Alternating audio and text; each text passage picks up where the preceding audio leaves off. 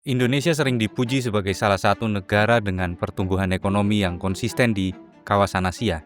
Dalam beberapa tahun terakhir, meskipun dunia diguncang pandemi, perang dagang, dan perlambatan ekonomi global, secara agregat, ekonomi Indonesia masih menunjukkan tanda-tanda ketahanan.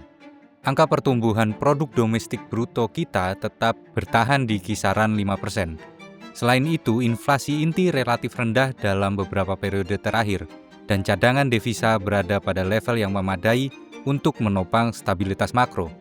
Namun kenyataan di lapangan menceritakan kisah berbeda. Masyarakat di tingkat bawah merasakan beban hidup yang semakin berat.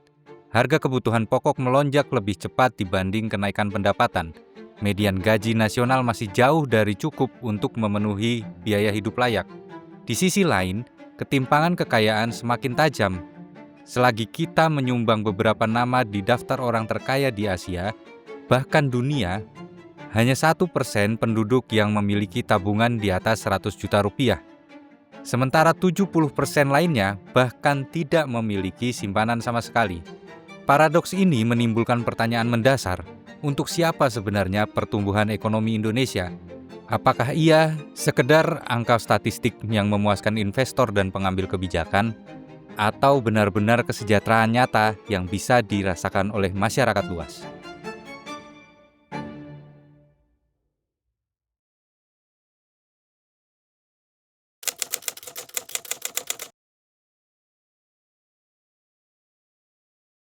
Secara makro, Indonesia masih menunjukkan performa yang relatif kokoh. Menurut laporan BPS pada triwulan kedua 2025, ekonomi tumbuh 5,12% year on year, dengan konsumsi rumah tangga tumbuh 5% dan investasi tumbuh 6,99%. Sebuah angka yang sangat baik walaupun memunculkan keraguan seperti yang sudah kita bahas di video sebelumnya. Selain itu, walaupun di tengah tekanan global, inflasi inti tetap berada di kisaran moderat. Pada Juli 2025 tercatat sebesar 2,37% year on year.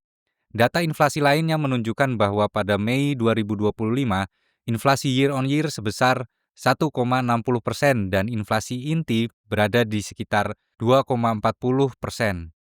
Sebagai pembanding, BI mencatat inflasi pada Agustus 2025 sekitar 2,31% dan diproyeksi naik ke 2,65% pada September 2025. APBN juga menunjukkan kinerja positif di mana hingga April 2025, APBN kita surplus 4,3 triliun atau kurang lebih 0,02% dari PDB, dan saldo primer positif sebesar 173,9 triliun. Pemerintah juga tetap mengalokasikan anggaran perlindungan sosial. Dalam APBN 2025, anggaran perlindungan sosial sebesar 504,7 triliun. Dan untuk RAPBN 2026, alokasi perlindungan sosial bahkan direncanakan naik menjadi 508,2 triliun. Pemerintah menyebut sebagian dari anggaran itu akan diarahkan ke pemenuhan kebutuhan dasar, layanan pendidikan, kemitraan usaha, dan penguatan sistem perlindungan sosial adaptif. Semua indikator ini memberikan kesan bahwa Indonesia masih bernafas makroekonominya. Namun stabilitas makro saja tidak memastikan kesejahteraan nyata bagi masyarakat luas. Dan disinilah ketegangan utama muncul, karena meskipun di permukaan makro stabil, dampak bagi rakyat bawah dan menengah jauh berbeda.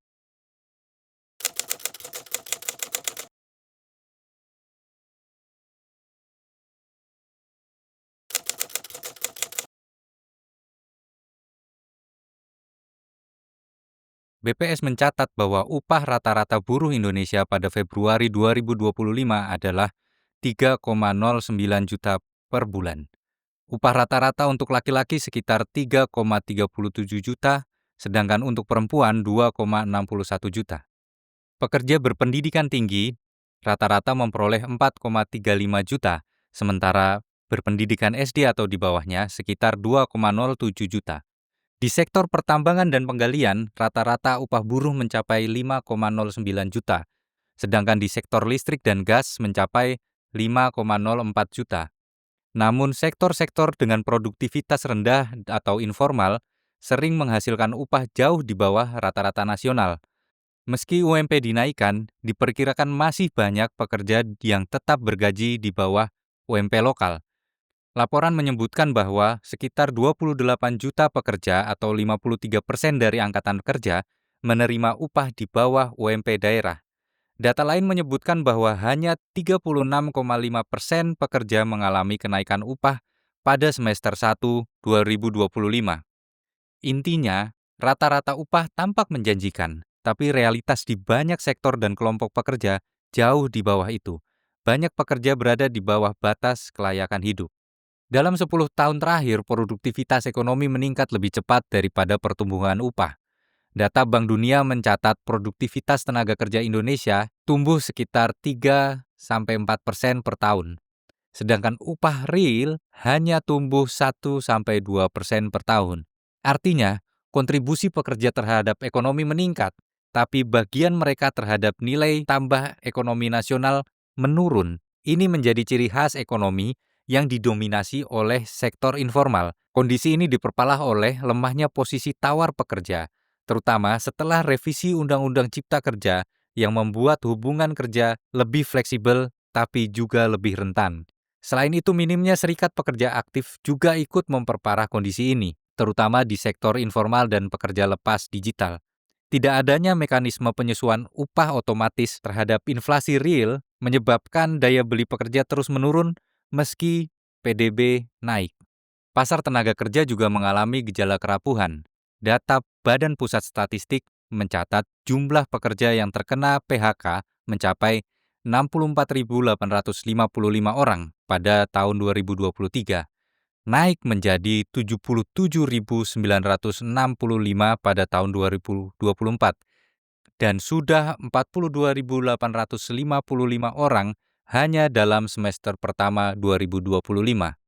Angka ini belum termasuk pekerja informal yang kehilangan pekerjaan tanpa tercatat dalam data resmi. Mayoritas pekerja Indonesia berada di sektor informal yang ditandai dengan ketiadaan kontrak tetap, upah yang tidak pasti, dan tidak adanya perlindungan sosial. Artinya, ketika terjadi guncangan ekonomi, kelompok inilah yang paling cepat terhantam. Stagnansi upah menambah persoalan. Pertumbuhan ekonomi tidak tercermin dalam kenaikan pendapatan pekerja. Produktivitas meningkat, tetapi kompensasi tidak bergerak sebanding. Akibatnya, bonus demografi yang seharusnya menjadi keunggulan justru beresiko menjadi beban. Angkatan kerja besar tanpa kesejahteraan yang layak dapat menimbulkan ketidakstabilan sosial.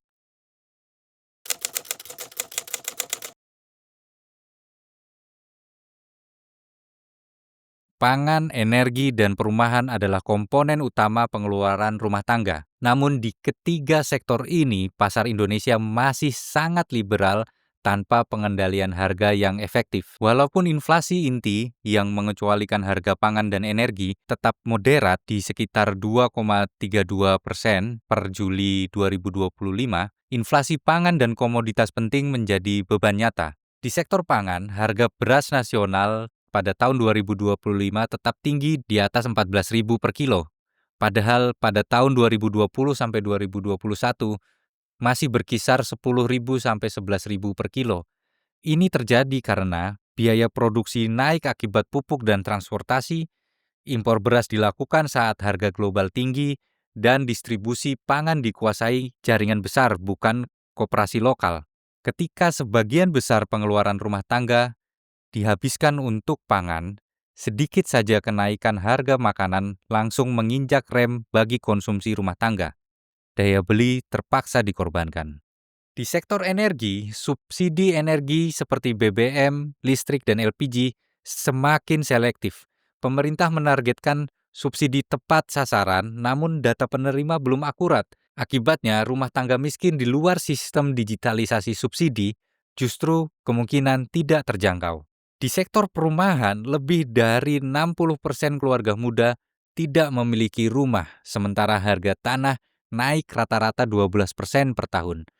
Kenaikan harga tanah dan bahan bangunan membuat backlog perumahan tetap tinggi di atas 12 juta unit. Sementara kredit pemilikan rumah atau KPR hanya dijangkau 20% penduduk berpenghasilan tetap.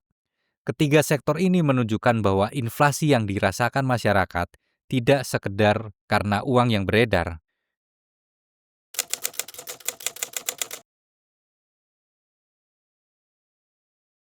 Di permukaan, APBN 2025 terlihat sehat, surplus kecil dan penerimaan meningkat berkat digitalisasi perpajakan serta windfall harga komoditas di tahun 2024. Namun di balik stabilitas itu, struktur pengeluaran negara semakin sempit karena kewajiban pembayaran utang. Menurut nota keuangan RAPBN 2025, pembayaran bunga utang mencapai 497 triliun atau hampir 15% dari total belanja negara. Bila ditambahkan pembayaran pokok, total beban utang bisa menyentuh sekitar 38% dari APBN. Ini berarti hanya sekitar 62% ruang fiskal yang benar-benar bisa digunakan untuk kegiatan produktif, dari belanja sosial hingga infrastruktur. Dibandingkan dengan 2014 ketika beban utang terhadap APBN hanya sekitar 11%, dalam satu dekade, ruang fiskal real yang mengalir ke masyarakat menyusut hampir separuh. Efeknya langsung terasa. Likuiditas uang di masyarakat kering karena perputaran uang didominasi pembayaran kewajiban finansial, bukan aktivitas ekonomi real. Dampak strukturalnya lebih jauh lagi. Belanja modal seperti untuk proyek infrastruktur dan transformasi industri ditekan untuk memberi ruang ke pembayaran utang. Belanja sosial juga ikut tergerus karena prioritas fiskal bergeser ke stabilitas neraca. Pemerintah daerah kehilangan fleksibilitas karena transfer daerah ikut disesuaikan dengan kondisi APBN yang ketat. Akibatnya, daya dorong fiskal terhadap ekonomi rakyat menurun, uang berputar dalam sirkuit finansial, pembayaran obligasi, bunga, refinancing, tanpa banyak menyentuh rumah tangga masyarakat. Utang pada dasarnya bukan masalah jika digunakan untuk keperluan produktif, tetapi ketika porsi cicilan sudah terlalu besar, ruang fiskal menjadi sempit. Inilah yang menjelaskan mengapa pemerintah kesulitan meningkatkan belanja perlindungan sosial atau program padat karya, meskipun kebutuhan di masyarakat semakin mendesak.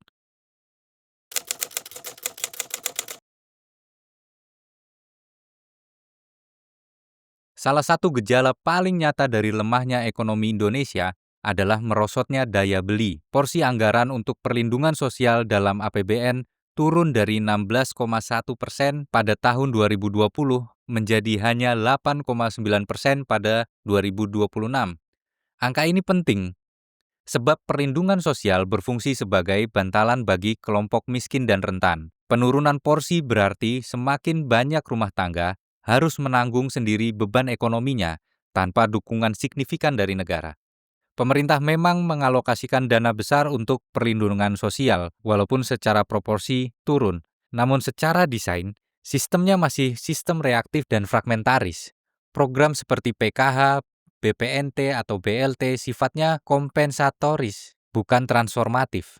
Artinya, meskipun anggaran meningkat, struktur kebijakan perlindungan sosial belum menjadi instrumen pemerataan yang kuat.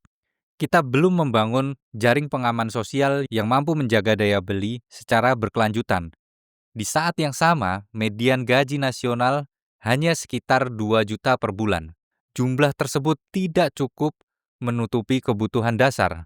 Data perkiraan biaya hidup layak di Jakarta menunjukkan bahwa seorang lajang membutuhkan setidaknya 4,5 juta per bulan, sementara sebuah keluarga kecil membutuhkan lebih dari 7 juta. Artinya, sebagian besar rakyat hidup dalam defisit permanen. Pengeluaran rutin selalu melebihi pendapatan rutin. Dampaknya terlihat jelas dalam kinerja sektor retail. Data penjualan menunjukkan penurunan 20-30% dalam 2 tahun terakhir. Ketika konsumen tidak lagi mampu membeli, roda ekonomi melambat. Mengingat konsumsi rumah tangga menyumbang lebih dari setengah PDB Indonesia, pelemahan daya beli ini merupakan sinyal serius bahwa pertumbuhan kita tidak lagi ditopang oleh fondasi yang kokoh.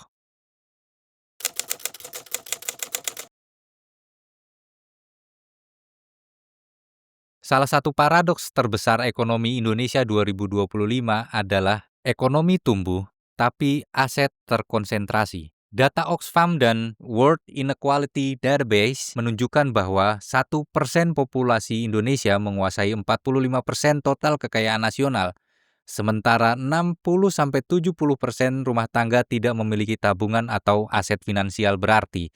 Artinya setiap terjadi guncangan ekonomi, inflasi pangan atau kenaikan BBM atau penurunan pendapatan, mayoritas rakyat tidak punya bantalan sama sekali.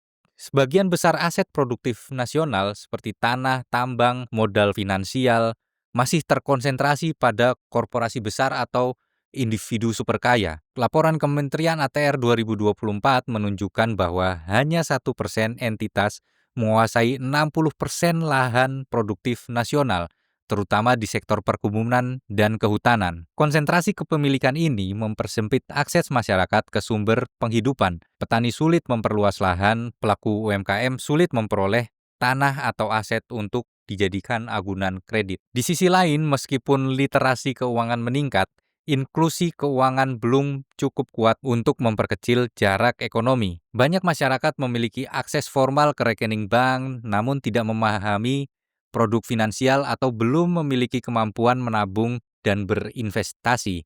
Akibatnya, pertumbuhan kredit tetap terkonsentrasi di kelompok menengah ke atas dan korporasi besar, bukan di masyarakat bawah dan UMKM. Perdagangan digital yang diharapkan menjadi penyeimbang malah menambah ketimpangan baru. Fenomena predatory pricing e-commerce menekan margin pedagang lokal. Data 2024 menunjukkan lebih dari 40% pelaku UMKM kehilangan omset karena praktik harga bakar uang dan dominasi platform asing. Masyarakat konsumtif memang diuntungkan dengan harga murah, tetapi sirkulasi uang ke luar negeri meningkat, sementara basis pajak domestik tidak ikut tumbuh. Akibat kombinasi ketiga sektor ini, ekonomi menjadi dualistik. Satu sisi padat modal dan terintegrasi dengan global, di sisi lain tenaga kerja tidak terserap dan minim akses ke modal. Fakta bahwa Indonesia memiliki 4 individu super kaya dengan kekayaan terbesar di ASEAN, kontras dengan kondisi mayoritas masyarakat. Hanya 1% penduduk yang memiliki tabungan di atas 100 juta, sementara 70% lainnya tidak memiliki tabungan sama sekali. Lalu data Ditjen Pajak pada tahun 2024 menunjukkan dari 275 juta penduduk, hanya sekitar 17 juta wajib pajak orang pribadi yang aktif. Dari jumlah itu, kurang dari 1% membayar lebih dari 60% total pajak penghasilan pribadi. Ketimpangan ini menunjukkan dua masalah, sempitnya basis pajak dan lemahnya penegakan di lapisan atas.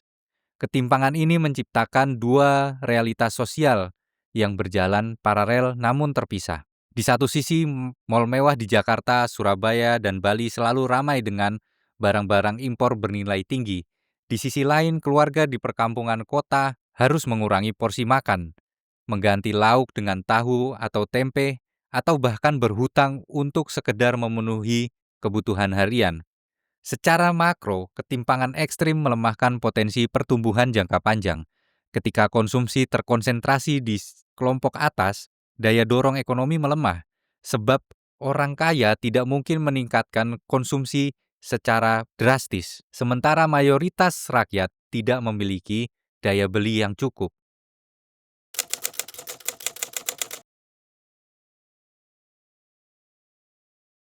Struktur pertumbuhan Indonesia masih bertumpu pada sektor ekstraktif seperti pertambangan dan perkebunan skala besar. Sektor-sektor ini adalah sektor padat modal, tetapi minim penyerapan tenaga kerja. Misalnya, industri tambang nikel yang kini menjadi andalan hanya menyerap sebagian kecil tenaga kerja dibanding luasnya dampak lingkungan yang ditimbulkan. Indonesia sudah lama terjebak di middle income trap. Pertumbuhan ada tapi nilai tambahnya rendah.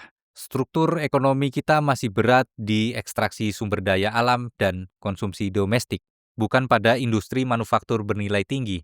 Meskipun pemerintah mendorong hilirisasi nikel, batu bara, dan tambang lainnya, sebagian besar investasi justru berorientasi ekspor bahan mentah olahan, bukan penciptaan rantai pasok domestik. Akibatnya, penyerapan tenaga kerja dari proyek hilirisasi hanya sekitar 0,3% dari total angkatan kerja nasional. Selain itu, nilai tambah domestik masih kecil karena komponen seperti mesin, teknologi, dan logistik harus diimpor. Ketergantungan terhadap investasi asing juga masih tinggi sehingga keuntungan ekonomi sering dipulangkan ke negara asal investor. Kondisi ini menjelaskan kenapa pertumbuhan ekonomi tidak otomatis meningkatkan kesejahteraan nasional. Nilai tambah tinggi tidak tercipta di dalam negeri, sementara tekanan terhadap sumber daya dan lingkungan meningkat. Akibatnya, meskipun PDB tumbuh karena ekspor komoditas melonjak, dampaknya terhadap kesejahteraan rakyat terbatas. Lapangan kerja baru tidak sebanding dengan jumlah angkatan kerja yang naik setiap tahun. Semua poin di atas menggambarkan paradoks besar ekonomi Indonesia tahun 2025. Stabilitas makro terjaga, tapi stabilitas mikro runtuh. Uang berputar, tapi hanya di kalangan tertentu. Pertumbuhan ada, tapi kesejahteraan tidak merata. Inilah yang disebut banyak ekonom sebagai ketimpangan struktural dalam ekonomi stabil.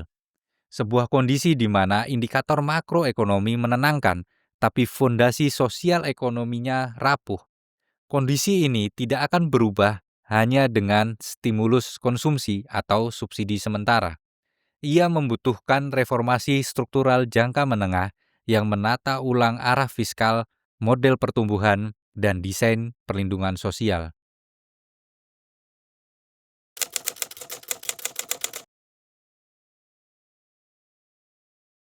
Setiap bangsa memiliki watak ekonomi yang lahir dari sejarah, budaya, dan pilihan politiknya. Indonesia, setelah 8 dekade kemerdekaan, masih mencari wajah ekonominya sendiri, antara pasar yang efisien dan negara yang adil. Kita hidup di masa ketika kesenjangan sosial tidak lagi bisa disembunyikan oleh angka pertumbuhan. PDB naik, tapi upah real stagnan. Ekspor mineral melonjak, tapi petani kehilangan lahan. Gedung pencakar langit bertambah, tapi 1 dari 5 anak masih kekurangan gizi. Angka ini bukan sekedar statistik. Ini adalah potret arah ekonomi yang kehilangan kompas moralnya. Sementara itu, posisi kelas menengah yang sering disebut penyangga demokrasi dan ekonomi justru semakin rentan. Biaya hidup meningkat, harga rumah melambung, dan beban pajak tidak sebanding dengan kualitas layanan publik. Mereka bukan lagi kelompok nyaman, melainkan kelompok yang terhimpit. Untuk memulihkan daya tahan kelas menengah, pemerintah perlu mengubah paradigma kebijakan ekonomi dari trickle down menjadi middle out. Fokus bukan pada memanjakan puncak piramida, tapi memperkuat fondasinya. Kelas menengah yang kuat adalah jantung stabilitas ekonomi. Mereka adalah konsumen, investor mikro, sekaligus penyangga sosial. Jika kelompok ini melemah, ekonomi akan kehilangan daya regenerasinya. Sementara itu, selama ini, negara sering terjebak dalam 2 ekstrim, menjadi wasit pasif yang hanya mengatur atau pemain dominan yang menelan pasar. Keduanya tidak efektif dalam konteks ekonomi modern yang kompleks.